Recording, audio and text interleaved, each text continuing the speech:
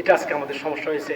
কথা শুনে কিন্তু মানে না, এই শোনার কোনো দাম নাই ভাই। এজন্য আমরা মানবো ইনশাআল্লাহ, আজকের মাহফিল থেকে মানবো ইনশাআল্লাহ।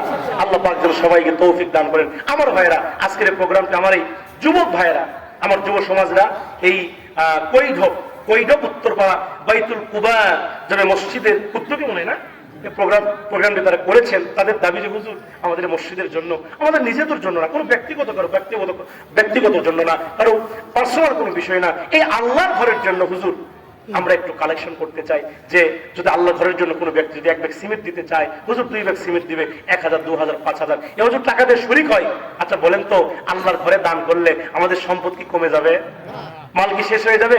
এই জন্য আমি উদারত আহ্বান জানাবো, আল্লাহ আপনাকে আমাকে অনেক সম্পদ দিছে, এই সম্পদ আমি নিয়ে যেতে পারবো না ভাই। আমি মরে যাওয়ার পরে আমাকে সম্পদ দিবে না, আমার কাপড়ের সঙ্গে বেঁধে দিবে না, আমাকে খালি হাতে ওই কবর আমাকে পুষান দিবে।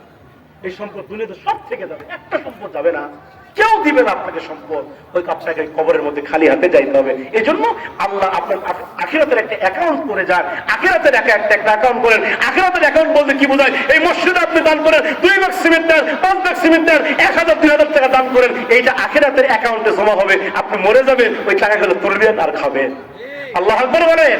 দুনিয়ার অ্যাকাউন্টের কোনো দাম নাই, এটা আজকে আছে কালকে না, কিন্তু আখিরাতের অ্যাকাউন্ট এটা আজীবন থেকে যাবে ইনশাআল্লাহ। এই জন্য কি আছেন যে হুজুর আমি এই মাহফিলে 10,000 টাকা দিব, হুজুর আমি 5,000 টাকা দেব, আমি 3,000 টাকা দেব, আমি 2,000 টাকা দেব, আমি 1,000 দেব, হুজুর আমি গরিব মানুষ। এরপরে কি আছেন ইনশাআল্লাহ?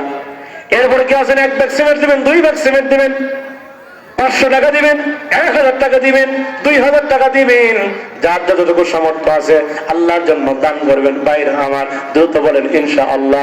একজন লোক মারুম হয়ে যাবেন না, একজন লোক না দিয়ে বাড়িতে ফিরবেন না। আল্লাহ রাস্তায় দিলে মাল কমে না।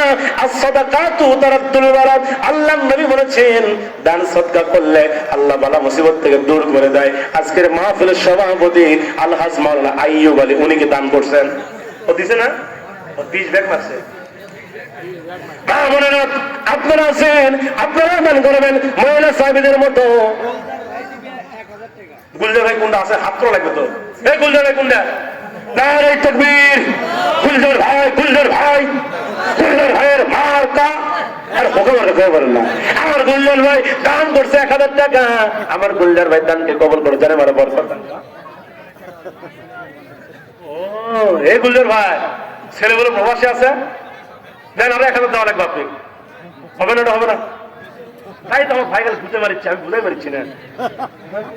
হ্যাঁ দুলার ভাই আরো 1000 দেওয়া লাগবে, 2000 দেন। আলহামদুলিল্লাহ, কোন খুশি হবে আল্লাহ? আলহামদুলিল্লাহ। গুলজার ভাই 2000 টাকা করবার হাওয়াত। আমার গুলজার ভাই 2000 টাকা করলো দান। আল্লাহ গুলজার ভাই দানকে কবুল করো। আল্লাহ ছেলে প্রবাসে আছে, আল্লাহ প্রবাস জীবনে ভালো রাখো, নেক হায়াত দারাজ করে দাও। সকলে বলি আল্লাহুম্মা আমিন। এরপরে কি আছে ইনশাআল্লাহ? বারিকুল ভাই কোনটা? হাত তোলেন। এই বারিকুল ভাই, আমার প্রিয় বারিকুল ভাই 1 ব্যাগ সিমেন্ট দান করলো। আল্লাহ বারিকুল ভাই দানকে কবুল করো, জানে বলে বরকত দান করো, মক্কায় কবুল করো। বাপ্পা যদি বেঁচে থাকে নেক হায়াত দারাজ করো, আর যদি মরে যায় কবরটাকে জান্নাতের বাগান বানায়া দিয়েন।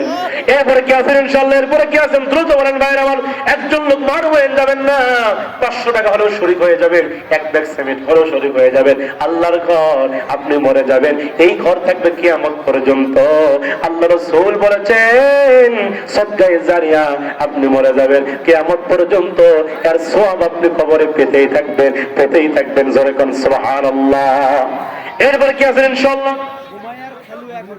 কোনটা সেটা? সুমাইয়ার খালু। আপনি কি? সুমাইয়ার খালু 1000 টাকা। নাম কি ভাই? রানা ভাই। সুমাইয়ার খালু রানা ভাই 1000 টাকা দিলেন। মারহাবা।